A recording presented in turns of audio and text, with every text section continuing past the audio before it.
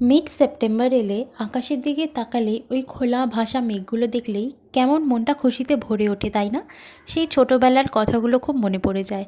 যখন পুজো পুজো গন্ধ এসেছে শুনলেও কিন্তু স্কুল যেতেই হবে, সেটার থেকে ছুটি নেই। স্কুল থেকে ফেরার পথে মাঠে ঘাটে যখন দেখতাম ওই কাশফুলগুলো, ব্যাস তখন যেন আরও খুশি লাগতো। তারপর এতদিনে অলমোস্ট 5-6টা জামা তো হয়েই যেত, তাই নয়? কিন্তু এখন বড় হয়ে ওঠার পর কাজের ফাঁকে আর সময় কই হয়। তাই আমি ভাবলাম যখন পুজো পুজো গন্ধটা নাকি এসেই গেছে, পঞ্চমীর জন্য মাথায় রেখে একটা লুক ক্রিয়েট করা যাক। তার জন্য আমি ভীষণই সাটল একটা মেকআপ করেছি। শাড়ির জন্য আমি বেছে নিয়েছিলাম এই পার্পল কালারের শাড়িটা। এটা মহেশ্বরী সিল্কের ওপরে শাড়িটা, ভীষণই সফট মেটেরিয়াল অ্যান্ড ভীষণই কমফোর্টেবল।